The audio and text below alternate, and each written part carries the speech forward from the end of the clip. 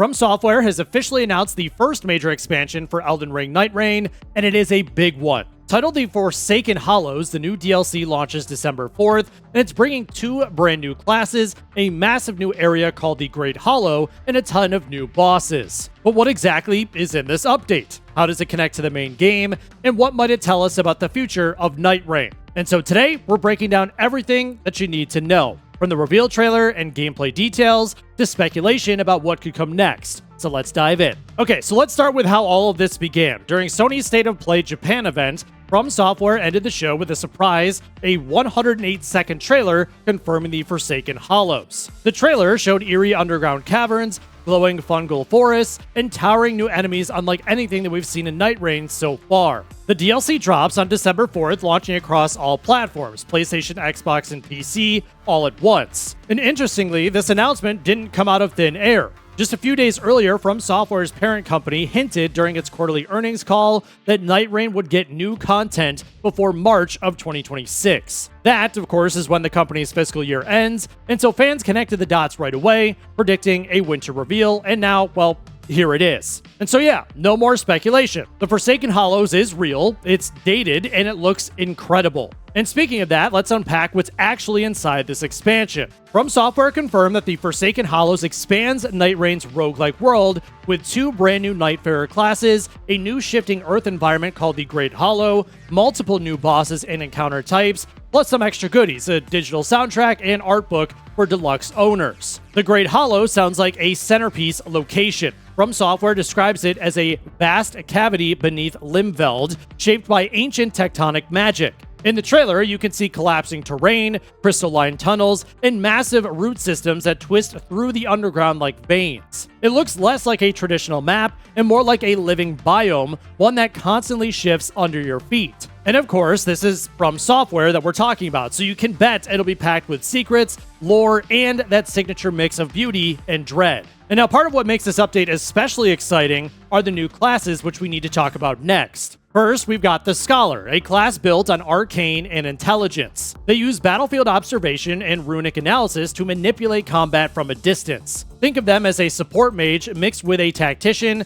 identifying weak points and controlling the flow of battle through precision spells. And then there's the Undertaker, a faith and strength hybrid that thrives up close. They use relic weapons and holy aggression to dominate the front line, turning divine power into raw destructive force. And so in short, the Scholar gives you finesse, the Undertaker gives you ferocity. And together, these two should add a ton of replayability to Nightreign's roguelike formula, especially for players who have already mastered the original classes. But before you start theory crafting builds, there's something else to keep in mind: the DLC's rollout and pricing model. So if you already bought the deluxe edition of Elden Ring Nightreign, then congratulations, you're all set. The Forsaken Hollows comes included at no extra cost. The deluxe edition always promised one major expansion, and this is the one that they are talking about. And now if you own the standard edition, you can still get the DLC through the deluxe upgrade pack, which has now been renamed to the Forsaken Hollows, and it's priced at $15, same as before. That also includes the digital art book and mini soundtrack, which now double as pre-order bonuses. And so unlike a lot of modern DLC rollouts, this one's clear, fair, and already baked into the game's additions. And so now that we've covered the logistics, let's talk about why this expansion actually matters. This is the first major DLC for Elden Ring Nightreign, arriving just 6 months after the game's May 2025 release. And now that's quick, especially compared to Elden Ring's original Shadow of the Erdtree expansion,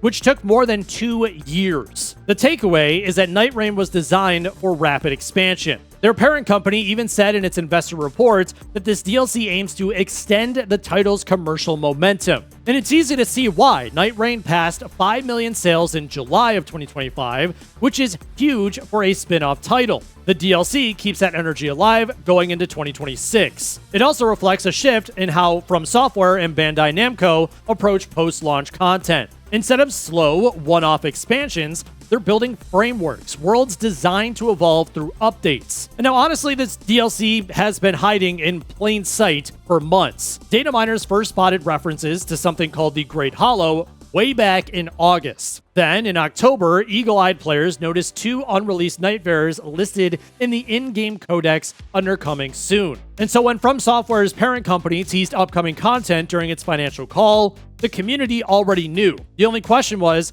when we'd actually see it. And here we are. FromSoftware didn't even wait a full week before making it official. But still, what really surprised people wasn't the existence of the DLC, it was the speed. Fans were expecting March or even April of 2026, but we're getting it in early December, and so that is a wild turnaround time compared to, like I mentioned before, with the Shadow of the Erdtree expansion, which tells me that this expansion has been in development alongside the base game all along. Polished, ready, and built to extend the experience seamlessly. And then that brings us to what everyone wants to know. How will it actually play? Well, if you watch the reveal trailer closely, there is a lot to unpack. The Great Hollow appears to focus on shifting terrain and reactive environments. We see collapsing bridges, platforms rising from molten ground, and spellcast interactions that change the arena mid-fight. That could tie directly into the roguelike elements of Nightreign, keeping each run unpredictable, forcing players to adapt instead of memorize. And then there are the bosses. FromSoftware teased at least 3 major encounters. The first one, a skeletal worm slithering through caverns like an underground serpent. The second one, a bell-bearing priest surrounded by chanting shades. And the last one, a colossal knight that's forged from black crystal,